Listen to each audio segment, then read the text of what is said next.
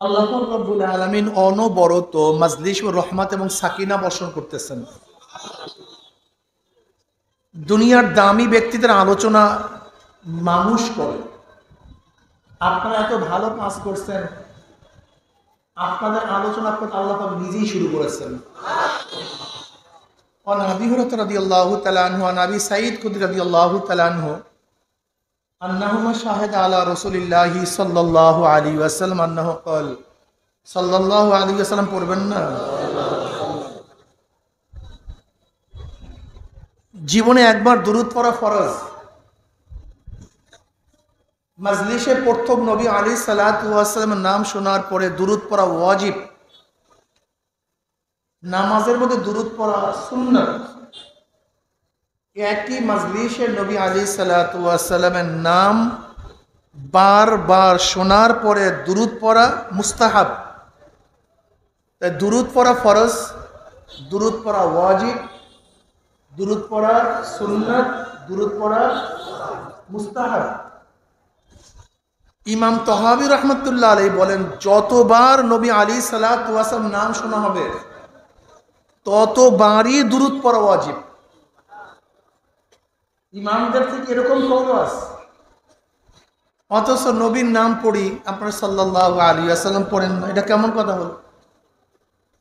নবী আলাইহিস সালাতু ওয়াস সালামকে আল্লাহ পাক এত বেশি মহব্বত করেন, আপনি নবীর উপরে দুরূদ পড়বেন একবার, আল্লাহ পাক খুশি হয়ে আপনার রহমত নাযিল করবেন 10 বার। মুহাদ্দিসিনরা অনেক দামি, মুহাদ্দিসিনরা অনেক দামি। অনেক দামি হওয়ার কারণটা কি? অনেকগুলি কারণ, এর মধ্যে বড় একটা কারণ তারা দুরূদ বেশি পড়ে। কি বেশি পড়ে? যেরকম হাদিসের পৃষ্ঠায় পৃষ্ঠায় ক্বালা ক্বালা রাসূলুল্লাহি সাল্লাল্লাহু আলাইহি ওয়াসাল্লাম, ক্বালা ক্বালা রাসূলুল্লাহি সাল্লাল্লাহু আলাইহি ওয়াসাল্লাম। যেহেতু তারা দুরূদ বেশি পড়ে বিধায় কি হয়ে গেছে? দামি হয়ে গেছে। আপনারাও আমরাও যদি বেশি বেশি দুরূদ পড়ি আমরাও কি হয়ে যাব? দামি হয়ে যাব। আসল কামে নাই, নকল কামে প্রতিযোগিতা চলে। কি কথা ঠিক না? যাই হোক, ক্বালা ক্বালা রাসূলুল্লাহি সাল্লাল্লাহু আলাইহি ওয়াসাল্লাম লা ইয়াকুদু কওমুন ইয়াসকুল্লাহ তাআলা ইল্লা হাফাতুহুল মালায়েকা ওয়া গাশিয়াতুহুর রাহমা ওয়া নাযালাত আলাইহিমুস সাকিনা ওয়া যাকারুল্লাহ ফী মান ইনদাহু রাহু মুসলিম। আমি এই মাজলিসকে ধোলাই কারখানা বলি, জিকিরের মাজলিসকে আমি ধোলাই কারখানা বলি। যেরকম দুনিয়ার ধোলাই কারখানা জামা কাপড় দেওয়া হলে পরিষ্কার করে ফেরত দেওয়া হয়, দিয়েছিলাম ময়লা, কারখানা যখন ফেরত দেয় একেবারে পরিষ্কার, ময়লার কোনো ছাপ নাই, চিহ্ন নাই। ঠিক এখানে ঢুকছিলাম গুনাহ নিয়া, আল্লাহ পাক কবুল করলে যখন বের হয়ে যাবে গুনাহ সব সাফ হয়ে যাবে, পরিষ্কার হয়ে যাবে। বক্তব্য আমার না, বুখারীর মধ্যে দীর্ঘ এক রওয়ায়াত আছে। আল্লাহ পাক জিকিরের মাজলিসকে কেন্দ্র করে وعن أبي هريرة رضي الله عنه قال قال رسول الله صلى الله عليه وسلم إن لله ملائكة يطوفون في الطرق يلتمسون أهل الذكر فإذا وجدوا قوم يذكرون الله تعالى تنادوا هلموا إلى حاجتكم فيحبونهم بأذن السماء الدنيا فيسألهم ربهم عز وجل وهو أعلم منهم ما يقول عبادي تقول يسبحونك ويكبرونك ويحمدونك ويمجدونك। এরকম বিভিন্ন প্রশ্ন এবং জবাব দেওয়ার পর আল্লাহ পাক সিদ্ধান্ত দেন, উশহিদুকুম আন্নী ক্বাদ গফারতু লাহুম, ফেরেশতারা সাক্ষী থাক গোটা মাজলিসের বান্দাদের গুনাহ আমি সব মাফ করে দিছি। এই যে একবার সুবহানাল্লাহ পড়ছেন, পড়ার সাথে সাথে আমলনামে 1000 নেকি লেখা হয়ে গেছে, 1000 গুনাহ ঝরে গেছে। ইন্নাল হাসানাতি ইউযহিবুনাস সাইয়্যাত, নেকি সমস্ত গুনাহকে মিটায়া দেয়, নেকি সমস্ত গুনাহকে ধ্বংস করে দেয়। যেরকম ময়লা পাত্রের মধ্যে যদি আপনি পবিত্র স্বচ্ছ পানি ঢালতে থাকেন, ঢালতে থাকবেন, এক সময় দেখবেন সেখানে আর ময়লা নেই, সবই পরিষ্কার। ঠিক আমাদের কলবের মধ্যে আমল নামার মধ্যে ন্যাক ঢুকাতে থাকেন, দেখবেন এক সময় সেখানে কোনো গুনাহ নাই, সব ন্যাক আর ন্যাক। এই মাজলিস অনেক গুরুত্বপূর্ণ, অনেক দামি। আমি সংক্ষিপ্ত সময় খুব আলোচনা করব, খুব খেয়ালের সাথে কথাগুলি শোনা চাই। আমি সূরা আসর তেলাওয়াত করছি। আল্লাহ পাক রব্বুল আলামিন সূরা আসর শুরুই করছেন কসমের অও দিয়া, কসসামতুল আসরা। আমি আসরের কসম খেয়ে বলতেছি। কিসের কসম? আসরের কসম।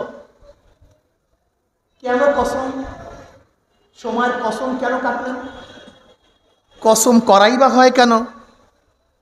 দেখেন, কোনো কথাকে সত্যায়ন করার জন্য, মজবুত করার জন্য কসম কাটা হয়, ঠিক না? ছোট বড়র কাছে কসম কাটে, কিন্তু বড় ছোটর কাছে কসম কাটে না। আসামি জজের কাছে কসম করে, কিন্তু জজ আসামির কাছে কসম করে না। সন্তান বাবার কাছে কসম করে, কিন্তু বাবা সন্তানের কাছে কসম করে না। ছাত্র ওস্তাদের কাছে কসম করে, কিন্তু ওস্তাদ ছাত্রের কাছে কসম করে না। তা কথাকে সত্যায়ন করার জন্য কসম করা হয়। আল্লাহ পাকের কথা সত্য না মিথ্যা? আল্লাহ পাক নিজেই বলেন, ওমান আস্তাকু মিনাল্লাহি কিলা। আল্লাহর চেয়ে আবার সত্যবাদী কে? সবচেয়ে বড় সত্যবাদী কে? আল্লাহ কেন কসম কাটবেন? তিনি তো এমনিতেই সত্যবাদী। আমরা কি জানলাম? ছোট বড়র কাছে কসম করে, কিন্তু বড় ছোটর কাছে কসম। আল্লাহ পাক বড় না ছোট? আল্লাহু আকবার আলা কুল্লি শাই। আল্লাহ তো সব দিক থেকে বড়। আল্লাহ কেন কসম কাটবেন? এইমাত্র আমি যে নিয়ম বললাম, এটা স্বাভাবিক নিয়ম, কিন্তু আর একটা নিয়ম আছে, মুহাব্বত। কিসের? মুহাব্বত সাধারণ নিয়মকে মানে না। মুহাব্বত এক আজীব জিনিস, যেটা বয়ান করা যায় না। এইমাত্র বললাম, বড় ছোটর কাছে কসম করে না, ছোট বড়র কাছে কসম করে। সন্তান বাবার কাছে কসম করে না, কিন্তু বাবা সন্তানের কাছে কসম করে না। কিন্তু যখন মুহাব্বত চলে আসে, তখন কিন্তু ঘটনা ঘুরিয়া যায়। যেমন ধরে নেন,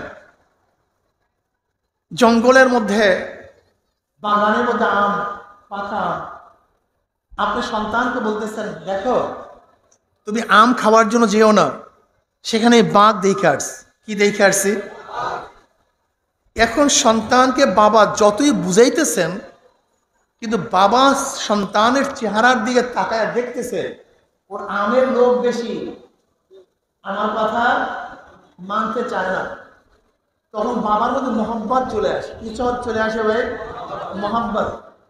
তখন বাবা মোহাব্বতের জোশে বলে, হে আমার সন্তান, আমি আল্লাহর কসম খেয়ে বলতেছি, খবরদার খবরদার, তুই আম বাগানে যাইস না, সেখানে কি আছে? বাঘ আছে। এই যে বাবা সন্তানের সাথে কসম করছে, কিসের জন্য? মোহাব্বতে জোশ। যদি আমার সন্তান আম বাগানে যায়, তাহলে ওকে বাঘে মেরে ফেলবে। ঠিক বড় ছোটর কাছে কসম করে না, ছোট বড়র কাছে কসম করে, কিন্তু যখন মুহাব্বত চলে আসে, তখন বড় ছোটর কাছে কি করে? কসম করে। ঠিক আল্লাহ পাক রব্বুল আলামিন আমাদেরকে বহুত নসিহত করতেছেন, কিন্তু আল্লাহ পাক রব্বুল আলামিন আমাদের অন্তরের খবর রাখেন কি রাখেন না? ওয়াসিফু কওলাকুম আও ইজহারু বিহি ইন্নাহু আলিমুম বিযাতিস সুদূর। সব কিছুর খবর কে রাখেন? আল্লাহ পাক যতই বয়ান করেন, বয়ান করার পরে আল্লাহ পাক দেখতেছেন, আমি বন্দাকে যত নসিহত করতেছি, কিন্তু বন্দার ঝুঁক গুনার দিকে, বন্দার ঝুঁক সিনেমার দিকে, বন্দার ঝুঁক নামাজ না পড়ার দিকে, খেলাধুলার দিকে। এই মাওলার মধ্যে মোহাম্মতে জোশ পাচ্ছে। এবার আল্লাহ পাক রব্বুল আলামিন জায়গায় জায়গায় কসম কাটছেন। আমি কসম খেয়ে বলতেছি। কি খেয়ে বলতেছি? যেহেতু মুমিনরা আল্লাহকে মহব্বত করে, ওয়াল্লাযীনা আমানু আশাদ্দু হুব্বাল লিল্লাহ।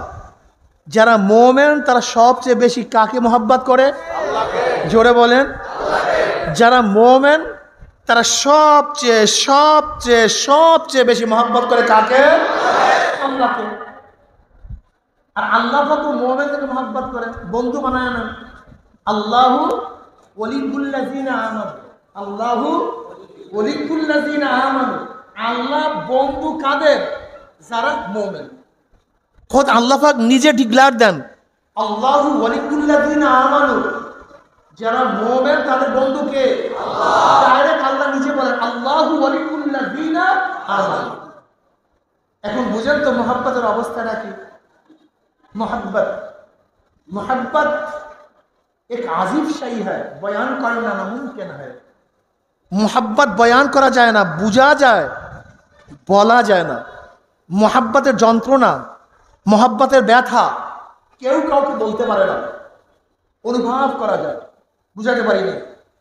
কিরে তুই ঘুমাস না কেন? তুই খাইতে পারতেছ না কেন? ঘুমানোটা কি? বলে কেন যে পারি না তা আমি নিজেও জানি না। বিরহ বেদনায়, কি বেদনায়? বিরহ বেদনায় কখন রাত্র চলে যায় সে নিজেও জানে না।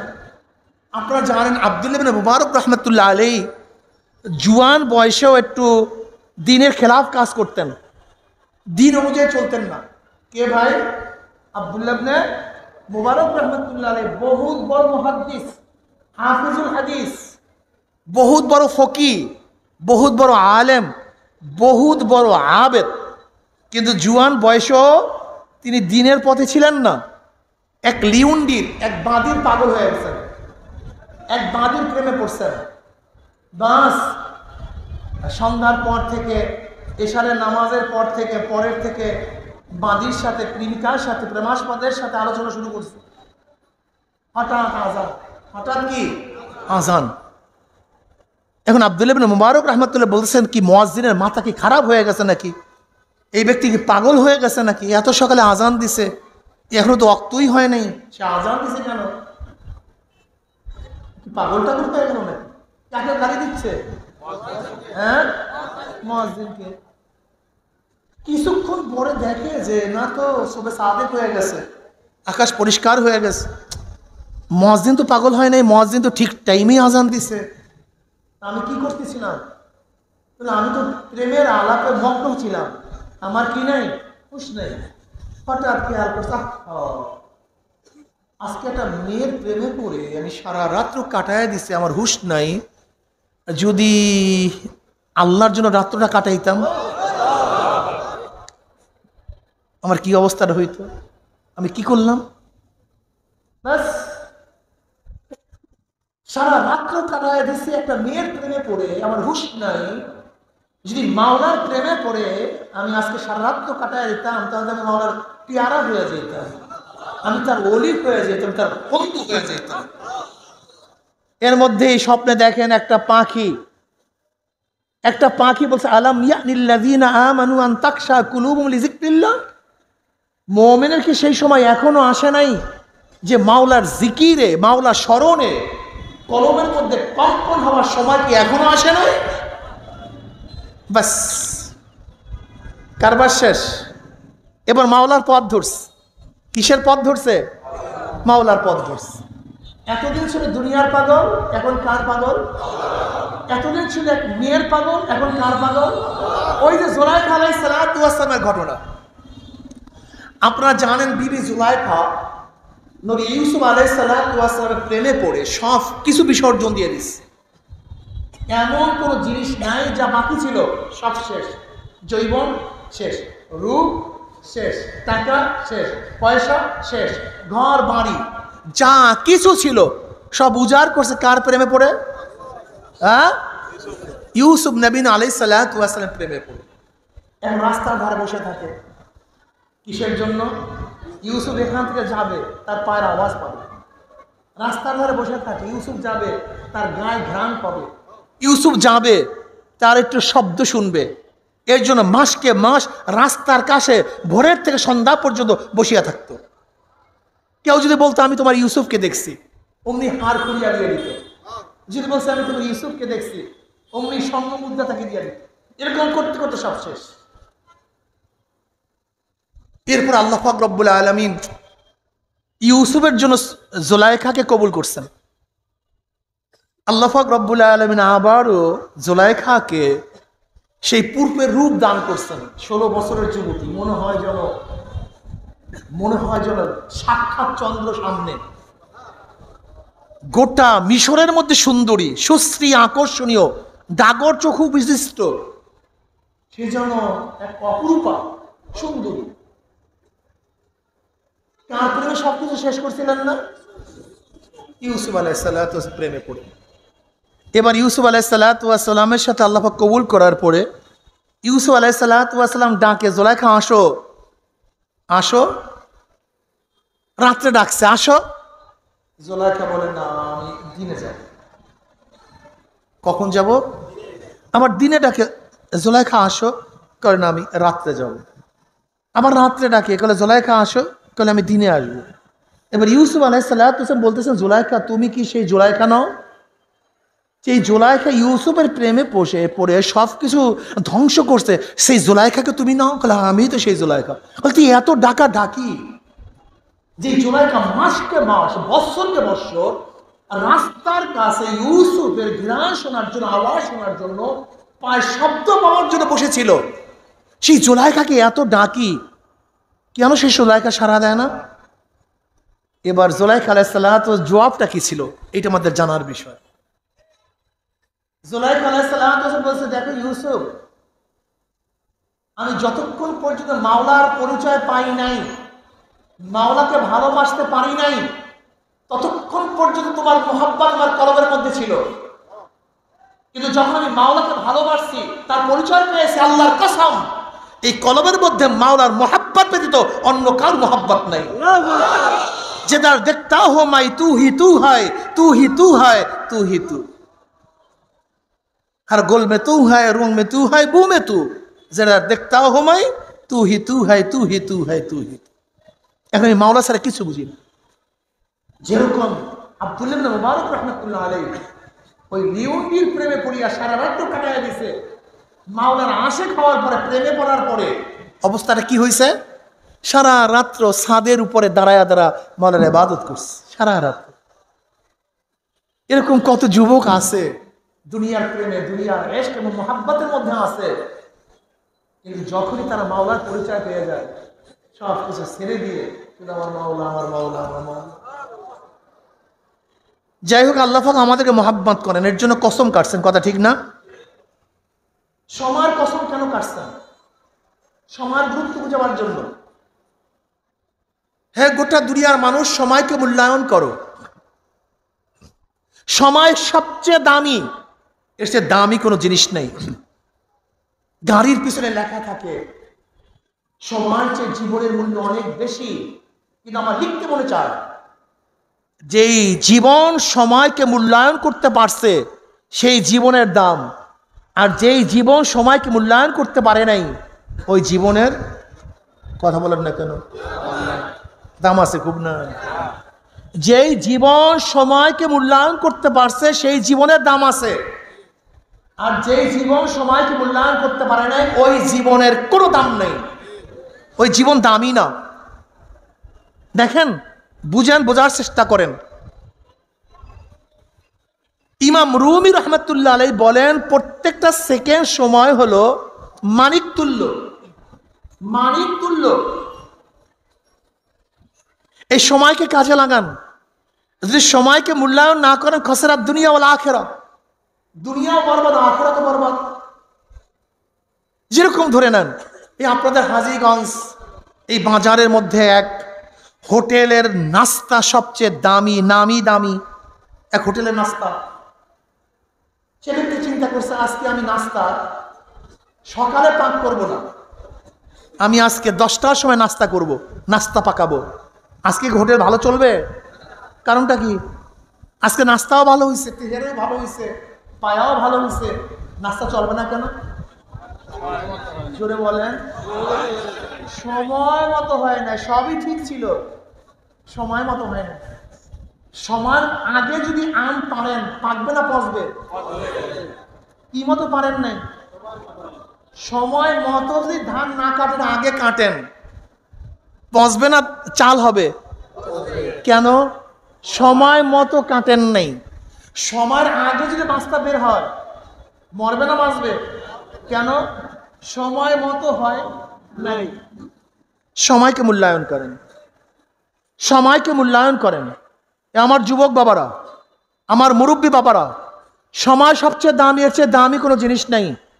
যে ব্যক্তি সময়কে মূল্যায়ন করতে পারে, যত ফাস্ট কান্ট্রি তারা সময়কে সবচেয়ে বেশি গুরুত্ব দেয়। মিটিং ডাকবে 10টায়, ঠিক 10টায় শুরু হবে, সেখানে 1 সেকেন্ড পরেও হবে না। অমুক টাইমে আসবো, অমুক টাইমেই আসবে, 1 সেকেন্ড পরে আসবে না। যারা সময়কে মূল্যায়ন করতে পারে তারাই দুনিয়ার মধ্যে ডেভেলপ হয়, আর যারা সময়কে মূল্যায়ন করতে পারে না তারা কিচ্ছু হয় না। আজকে বাংলাদেশের সবচেয়ে বড় করুণ অবস্থা হলো আমরা কেউ সময়কে মূল্যায়ন করি না। পড়ার একটা সময় আছে, এই সময় যদি পড়াশোনা না করে হাজার চেষ্টা করলো আর পড়া যায় না। কিন্তু এই সময় আমরা খেলার তালে থাকি। আপনারা কি মোবাইল নিয়ে ডিস্টার্ব করবেন নাকি বয়ান শুনবেন? ফারদার যদি আপনারা ওঠেন, এই আমি এগুলো চোখেই দেখতে পারি না, তারপরে এগুলো আইসা ঝামেলা করে। আপনারা তো বয়ান শোনার জন্য আসেন নাই, কেউ তো আসছেন একটা শয়তানি করার জন্য। হুজুরের থেকে কি বের হয় যদি একটা পেয়েই যে পরামাপটা, গোটা বাংলাদেশে সরাইয়া দেবো, দেখো হুজুর কি করছে।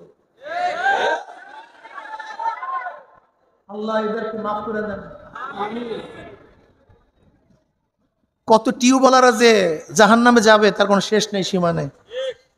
এরা মানুষের বদনাম যদি একটা করতে পারে তাহলে মনে হয় যেন এর চেয়ে ভালো জিনিস আর কিচ্ছু নেই। যাই হোক, আমি যেটা বলতেছিলাম, দেখেন রাশিয়ার 100 মানুষের মধ্যে 70 জন মানুষের ঘরের মধ্যে লাইব্রেরি আছে। কতজন মানুষের? রাশিয়ার প্রত্যেকটা নাগরিকের 70% নাগরিকের ঘরের মধ্যে কি আছে? কি লাইব্রেরি? ব্যক্তিগত লাইব্রেরি। যদি আজকে হাত তুলি এখানে, আপনাদের কার কার ব্যক্তিগত লাইব্রেরি আছে দেখি তো, হাত তোলেন তো। ব্যক্তিগত লাইব্রেরি, ঘরের মধ্যে লাইব্রেরি করছেন, রুমের মধ্যে লাইব্রেরি। হ্যাঁ, দেখেন অবস্থা, এই জাতির অবস্থা কি হবে। হাত নামান। রাশিয়ার 40% জনগণ, 40% জনগণ প্রতি মাসে 5টা করে বই কিনে। কয়টা বই? 40% জনগণ প্রতি মাসে 5টা করে বই কিনে। আমরা কয়টা বই কিনি? না, আমরা বই কিনবো, আমরা তো খেলা, ক্রিকেট খেলা আছে না, ফুটবল খেলা আছে না, ভলি খেলা আছে না, অনেক জুয়া আছে না, যাত্রা আছে না। এই দেশটা কিভাবে ডেভেলপ হবে আমাকে বলেন তো। আপনাদের হাজীগঞ্জের অঞ্চলের মানুষ সবচেয়ে বিদেশ বেশি থাকেন। আপনারা দেখছেন যখন আপনার ইমিগ্রেশনে যান, বিদেশে লাইনে দাঁড়ান, বিদেশি মানুষগুলো দেখছেন প্রত্যেকের হাতে এক একটা বই। কি সত্য বললাম না মিথ্যা বললাম? ইয়ার করে বসে থাকে, কি নিয়ে বসে থাকে। আর আপনারা কি করেন? খেলা, মোবাইলের তালে থাকেন। এই জাতি ডেভেলপ হবে কিভাবে? আপনি দেখেন না, গরম পড়তে পারে নাই, এর মধ্যে কি বন্ধ? কথা বলেন না কেন? গরম পড়তে, বলেন তো কি বন্ধ? মার্কেট, বাজার, রাস্তা, কিছু কিছু বন্ধ। প্রথমে বন্ধ কি আপনি বুঝেন? চেষ্টা করছেন, চিন্তা করছেন? আপনি বুঝেন পরিকল্পনা কি? আপনি চিন্তা করছেন একদিন পরিকল্পনা কি? কোভিডের সময় সব চলছে, সব দুনিয়া সব চলছে, শুধু চলে নাই কি? আপনি বুঝেন? আপনি চিন্তা করছেন রাস্তা পাইছি, অমুক পাইছি। এই জাতিটাকে ধ্বংস করার কত চক্রান্ত চলতেছে জানেন? পড়াশোনা নাই, মদ, গাঁজা, ফেন্সিডিল, ইয়াবা, বাস, সারাদিন তাল, খেলাধুলা, পড়াশোনার কাছেও আমরা যাই না। সময়কে গুরুত্ব দেই না, বড় হয়ে যায়, সময়কে গুরুত্ব দেই না। যদি সময়কে গুরুত্ব না দেন, খসরাত দুনিয়া, খসরাত দুনিয়া, খসরাত দুনিয়া, দুনিয়া বরবাদ, দুনিয়া বরবাদ। যদি সময়কে গুরুত্ব না দেন, আখিরাতও বরবাদ। যেমন আপনি নামাজ পড়বেন, এই পড়তেছি পড়বো, পড়তেছি পড়বো, পড়তেছি পড়বো, হাত্তা মাজা দক্তু সুন্না কাজা, অক্ত চলে গেছে, অক্ত। আপনি নামাজ ছাড়েন নাই, কি করছেন? কাজা করছেন। জোহরের সময় যেই নামাজ পড়তেন, যে কিয়াম করতেন, রুকু করতেন, সাজদা করতেন, কেরাত করতেন, সব করছেন, কিন্তু জোহরের ওয়াক্তে করেন নাই। করছেন কোথায়? জোরে বলেন। আপনি জানেন কি ক্ষতি হয়েছে? এই সময়কে গুরুত্ব না দেওয়ার কারণে 2,88,00,000 বছর জাহান্নাম। কত কোটি? 2,88,00,000 বছর জাহান্নাম, শুধু সময় মতো নামাজ না পড়ার কারণে। এই আসরের নামাজ পড়বেন, পড়বো, বাস অক্ত চলে গেছে। আসরের নামাজ কাজা করছেন, ছাড়েন নাই, 2,88,00,000। হুজুর কত কাজা করছি, আমার লক্ষ লক্ষ কোথা থেকে আসছে? অপেক্ষা করুন, সময় আসতেছে। এই রোজা রাখছেন, সূর্য ডোবার 1 মিনিট বাকি, আপনি 1 মিনিট কি গুরুত্ব দেন নাই? 1 মিনিট আগেই পানি পান করছেন, রোজা ভাঙছেন। রোজা হইছে না শেষ? কি হবে? কাজা কাফারা। 2 মাস রোজা রাখতে হবে। 59 রাখছেন, একটা ভাঙছেন, আবারও গোড়ার থেকে। 59 রাখছেন, একটা ভাঙছেন, আবারও গোড়ার থেকে। তো হুজুর জীবনে কত ভাঙছি, আর আপনি একটার জন্যই।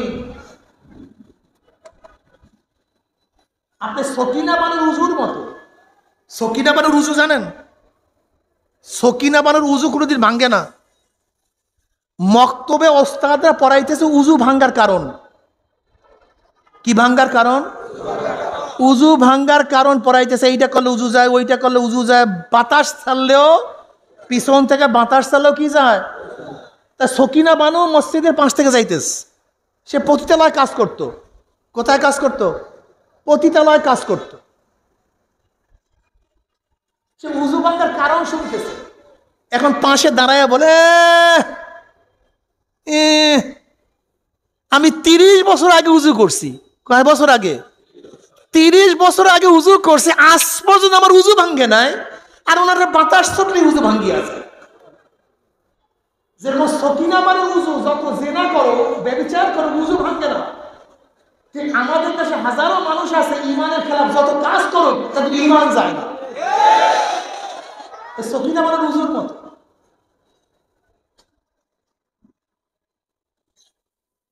শোনেন, সময়ের মূল্যায়ন করেন, সময়কে গুরুত্ব দেন, সময়কে নষ্ট করিয়েন না। 5 সেকেন্ড সময় মুক্তা তুল্য। পড়েন সবাই একবার সুবহানাল্লাহ। 1000 নেকি হয়ে গেছে। কত হাজার নেকি? একটা নেকির দাম জানেন নাকি আপনি? নবী আলাইহিস সালাতু ওয়াস সালামের কাছে প্রশ্ন করছে, ইয়া নবী আল্লাহ, একটা নেকির দাম কত? নবী আলাইহিস সালাতু ওয়া বললেন না সাল্লাল্লাহু আলাইহি ওয়াসাল্লাম। অনেকেই পড়েন নাই, কিন্তু বয়ান কিন্তু আগেই হয়ে গেছে। অনেক আগেই তো বয়ান করছে, কিন্তু সাল্লাল্লাহু আলাইহি ওয়াসাল্লাম পড়েন নাই। বলে, ইয়া নবী আল্লাহ, একটা নেকির দাম কত? বলে, উহুদ পাহাড়টা যদি স্বর্ণ হয়ে যায়। উহুদ পাহাড়টা যদি, ওই উহুদ পাহাড় স্বর্ণ হইলে যেই দাম, একটা নেকের দাম তার চেয়েও। তাই প্রতি সেকেন্ডের মধ্যে সুবহানাল্লাহ, সুবহানাল্লাহ, আলহামদুলিল্লাহ, আলহামদুলিল্লাহ, আল্লাহু আকবার, লা ইলাহা ইল্লাল্লাহ, সুবহানাল্লাহি ওয়া বিহামদিহি, সুবহানাল্লাহ আযীম, সাল্লাল্লাহু আলাইহি ওয়াসাল্লাম, লা হাওলা ওয়া লা কুওয়াতা ইল্লা বিল্লাহ। এটা করে কারা জানেন? যাদের ঈমান আছে। এজন্য কারি ইব্রাহিম সাহেব রাহমাতুল্লাহ আলাইহি প্রতিদিন 24,000 বার জিকির করতেন, যেন এক্সট্রা সেকেন্ডও আমার জিকির ছাড়া না কাটে। আর তুমি আমি সারাদিন গানে কাটায়া দেই, বাজনায় কাটায়া দেই, খেলায় কাটায়া দেই, আড্ডায় কাটায়া দেই। ফাসাও ফাতারা ইজিন কাশাফাল গুবারু আফারা সুনতা তাহতা ইজদিক আনহি মারু। অপেক্ষা করো, আকাশ পরিষ্কার হোক, তখন বুঝবা তুমি ঘোড়ার উপরে না গাধার উপরে আছো।